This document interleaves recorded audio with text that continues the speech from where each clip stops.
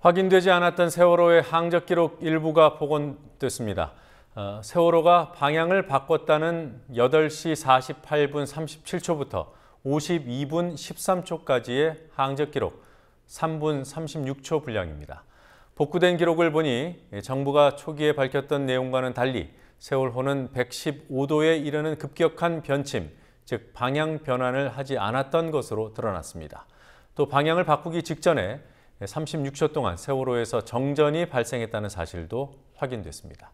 김지혜 PD가 보도합니다. 당초 정부가 공개했던 세월호의 자동 항적 기록 AIS입니다. 이를 근거로 세월호가 조류가 빠른 해역에서 115도에 가깝게 급격히 방향을 바꾼 것이 사고의 원인으로 지목됐습니다.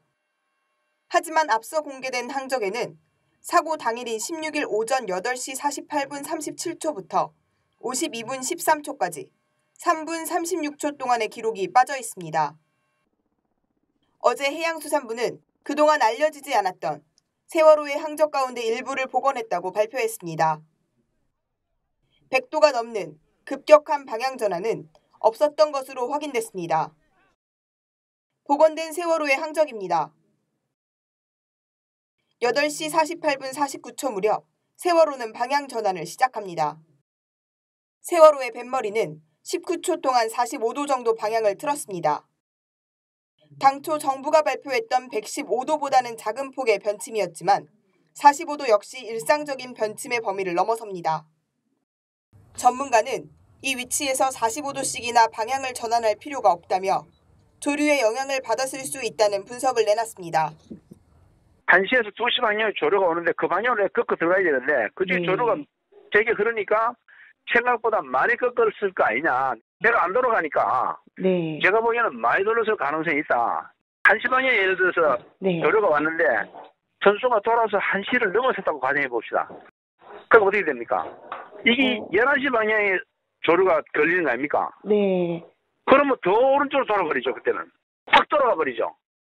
세월호가 방향을 바꾸는 지점에서 항해하려는 방향을 거슬러 올라오는 조류를 만났고 이 조류의 저항 때문에 방향 전환이 제대로 되지 않자 방향타를 더 많이 돌렸다는 추정입니다. 문제는 방향타를 너무 많이 돌린 나머지 세월호의 뱃머리가 예상보다 더 돌아갔고 배가 회전하는 쪽에 조류의 힘을 받게 되면서 45도까지 방향 전환이 이루어졌을 수 있다고 전문가는 설명했습니다. 또 다른 전문가는 세월호의 기관에 고장이 발생했을 가능성을 제기합니다. 선박 운항장비 제조업체를 운영하는 박수환 사장은 당시 세월호의 속도가 급격하게 줄었다며 기관 고장 가능성을 제기했습니다. 실제로 세월호의 항적 기록을 보면 48분 37초까지 정상 속도로 운행하던 세월호의 속도는 방향 전환을 시작한 49분 13초 때부터 급감하기 시작합니다. 박 사장은 속력 감속과 급회전을 한 정황 등을 토대로 기관에 문제가 발생했다는 사실을 추정할 수 있다고 설명했습니다. 한편 세월호가 방향을 바꾸기 직전 36초 동안의 항적은 복원되지 않았습니다.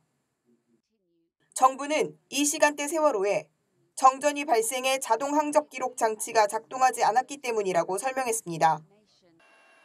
주된 사고 원인에 대한 추정이 다른 전문가들 사이에서도 세월호에 실린 화물들이 제대로 묶여있지 않아 배의 균형을 깨는 역할을 했을 것이라는 점은 공통적으로 지적하고 있습니다.